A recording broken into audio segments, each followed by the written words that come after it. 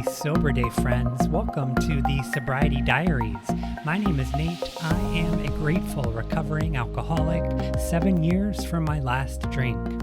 The Sobriety Diaries is a video podcast where we share powerful stories of recovery told by those who lived them. Check us out at thesobrietydiaries.com for all things podcast related. And for all our video interviews, head over to youtube.com/Nate Kelly. Also, please share this podcast with just one person in your life who may still be struggling. You just never know what they may need to hear today. Recovery is possible. Happy Sober Day, friends. Thank you so much for spending part of your day with me here on the Sobriety Diaries.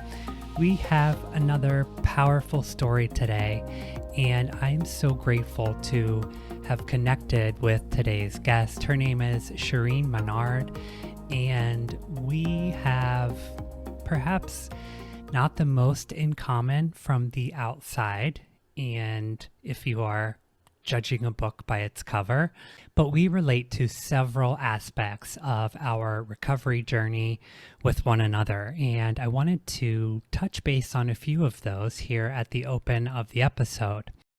Shrrene and I both had a tendency to isolate in active addiction and to really separate ourselves from the outside world. And even while people were inviting us to things and doing their best to include us, and at least in my case, that was something that I thought that I wanted. And even though people were willing to do that and putting themselves out there and inviting me to things, I really worked so hard to avoid that and to shut myself off from any possibility of interaction, really.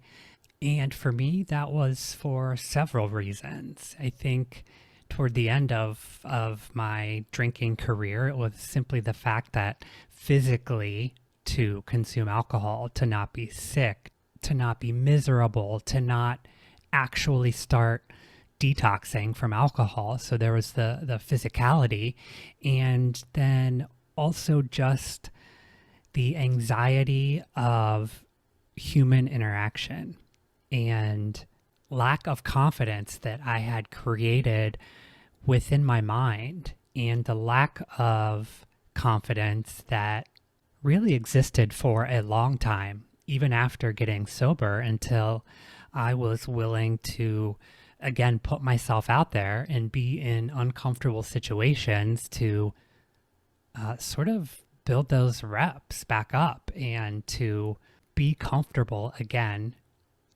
in social settings and interacting with people. I can find myself going backward and in the other direction so quickly that I need to make it a conscious effort on the regular to accept invitations to things, to make plans to go to dinner, and to not cancel on them, because the first time that I do, when I say no to a couple of things, I get in this rhythm and in this sort of seclusion that I know about myself. So I regularly need to exercise that muscle, exercise that social muscle. Another thing that Shrrene and I share in common is the love and support of our network or our family and friends, and giving us that gentle nudge that we needed to seek treatment. And you will hear today in Shrrene's story how perfectly her husband introduced the idea of Alcoholics Anonymous. Really, he presented it as an idea, as an option to her. There was no forceful conversation. There was no ultimatum. He really did it in a great way. So very excited to share that story with you today. Shrrene overall is so well spoken and conveys her message and her story so beautifully. So let's open the diary on Shrrene Minard. I am here with my new friend, Shrrene Minard. Shrrene, how are you today, my friend? I'm great. How are you doing? I'm doing well. Thank you Good. for making time on a Sunday and agreeing to help us in spreading the message and sharing your story. Thank you so much. Of course. Thank you for having me. What made you start to recover out loud or share your story publicly? Well, let's see. When I finally decided to get serious about sobriety, I had a moment in my closet where I just crumbled to my knees, and honestly, I just begged God to take the desire away from me. I had tried to get sober so many times, but this time I feel like I truly meant it. And I feel like I was being led to just share recovery out loud, whereas in the past I was very secretive about it. And I think I was secretive about it because it was easier in case I messed up, not. Right. So this time I decided, all right, if I'm going to get serious about it, I need to just put it out there. So I just decided to put it out there. That's where that accountability comes from, right? When you can't Yes, hide if exactly. you trip or fall and put ourselves out there. But if we do, others can hold us accountable. We can sort of surround ourselves with that community and others. So that's how we have to do it, right? Exactly. Well, I usually like to start with asking, when was your last drink or drug, and why was it that day in particular? Okay, so my sobriety date is 9/11/2019. So my last drink was on 9/10, and that is actually my wedding anniversary Mm, is on September 10th. So I've been married 32 years. That was my 29th wedding anniversary. And my husband and I and our daughter and my mother-in-law, father-in-law went out to dinner. And again, like every other time I went out with my family, I had little shooters in my purse. I was secretly drinking in my closet, drinking, in the bathroom. I would have to go to the bathroom over and over. Basically, I decided to just get shit faced kind of on my anniversary yeah. again Yeah. and disappoint my husband. And when I went to bed that night, I was just sick and tired of doing the same thing I was doing every single day. And when I woke up that morning, I just decided that was the morning. I was done. I didn't want to do it anymore. It takes getting to that point sometimes. Had you tried any sobriety in the past? A Oh, yeah. week, a day? Yeah. Yeah. So I'd been trying for probably about 7 years prior to that. I'd been trying off and on. we talked a little bit about putting it out there and having others help us to be accountable. But what other things had you tried up until that point? Or what sort of processes had you tried to get sober in the past? So up to that point, I'd been going to AA off and on, like I said, for 6 or 7 years. I'd been going to a program called Celebrate Recovery through my church. They have different groups for, things you suffer from, hurts, habits, hangups, depression, anxiety, pretty much anything you can think of. Mm, And so I'd been going for quite a few years. I would get 30 days, 60 days, that kind of thing. I almost got a year one time. And those are the things I had been trying to do leading up to this point. But again, I just don't think I was truly serious or ready like I was this particular day. what was your husband's reaction typically if you had started to gather these lengths of time up to a year at one point and would slip or come home drunk one day and start the journey all over again? Disappointment. I mean, he would always tell me, good job, you're doing it, kind of thing. But I never really felt like he truly meant it. And I think that was because he knew I was going to screw up because I always did. At least that's how I felt. I felt like, sure, I'd get 30 days and then something would trigger me and I would always go back to it. And then he would find my secret stash or see that I was drunk. And I couldn't hide it from him. And then he would know and he would be disappointed in me. So I feel like he knew that I was never serious enough to actually quit. I also try not to be cocky because, I know it's easy to just go right back to it. I have many friends that have succeeded in long-term sobriety and have gone back to it. So I try not to get too cocky and look at me, I'm doing it type of thing because I mean, we both know it's pretty easy just to give into it. Good. Yeah. For me, I have to keep that humility about me and stay humble. I was lucky enough to get sobriety the first time that I tried. And I know that that's not typically, that's not the typical story, but I need to stay humble and realize that I'm blessed and lucky for that to have happened to me. So Exactly. I love the humility, love to see it.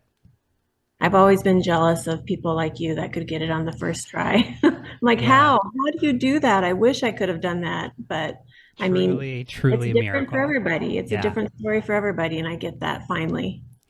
truly is. Everyone has their own journey. We all find our bottom, we all find our road to this beautiful life, right? Exactly.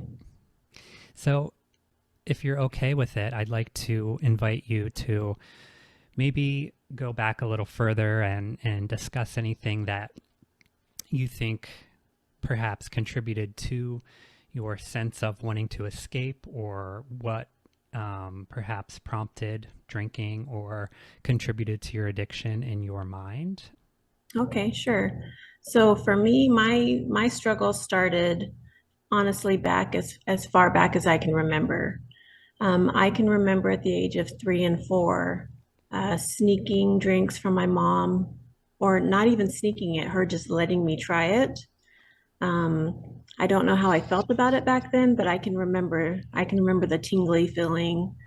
Um, Eventually, I was taken from my mom at the age of 5 and put into foster care. Into my new home with foster care, my foster dad was an alcoholic, so there was always alcohol around. And my brothers and I would, steal the alcohol, go in the backyard, feeling different when I drank it, feeling good, um, not caring what others thought of me. And that progressed into my teenage years. I started sneaking out of the house, going to parties, that type of thing, like a lot of kids do. Of course.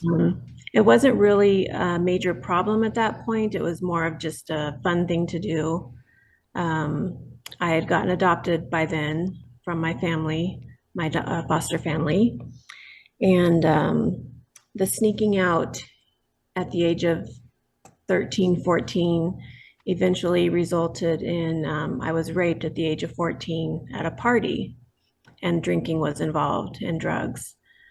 Drugs were never a huge thing for me. I tried a few here and there, but alcohol was definitely my first drug of choice. After that happened at the age of 14, I met my husband, and we ended up getting married at the age of 16 and 18. We've been married 32 years. I quit drinking when Rick and I got together, and I didn't feel the need to escape anything at that point. I found this person that meant so much to me, and we started our life together. I didn't start drinking until about the age of 25 after I had my first son. We had already been married about 8 years by then.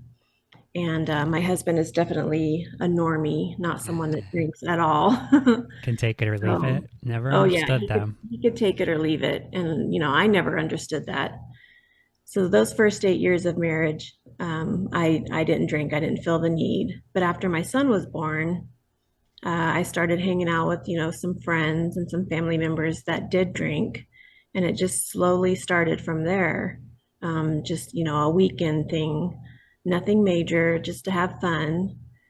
And about 14 years ago, we moved from Oregon to Arizona. My son was 12. Again, my alcoholism was not in full effect yet. I didn't have a severe problem with it yet. I would drink just kind of periodically. But when we moved to Arizona, I didn't have any friends here. I worked remotely from home and really didn't have, I guess, not the escape, but I didn't have places to go or people to hang out with anymore. Yeah. So I started isolating at home a lot. Yeah. So that You know, can, I had a similar experience toward the end of my drinking career as well. And it, for me, was like idle time physically and idle time mentally as well. So I was like not exercising my brain and like talking to people, interacting with people, not yeah, really leaving the house and simply just like drinking at home 24/7. exactly. That's exactly what I started doing. So my husband worked outside of the home and I worked, on a computer 8 hours a day. So I was at my home. It was easy. It was easy to sneak it. Right. We didn't have the Zoom stuff back then. We weren't doing calls. It was just me on the computer all day long. So while my son was at school, my husband was at work, I would sneak and start drinking and isolate. Eventually, my husband started getting involved in church programs. We're very involved in our church today, but back then he would get involved, and he'd invite me to things, and I wanted to stay home and isolate. I wanted to stay home and drink because that was easier. Right. Then I had the surprise pregnancy of my daughter. So by then my son was 12 and we found out I was pregnant. We weren't planning for another one, so it was a big surprise. After I had her about 13 years ago, that's when I started drinking daily.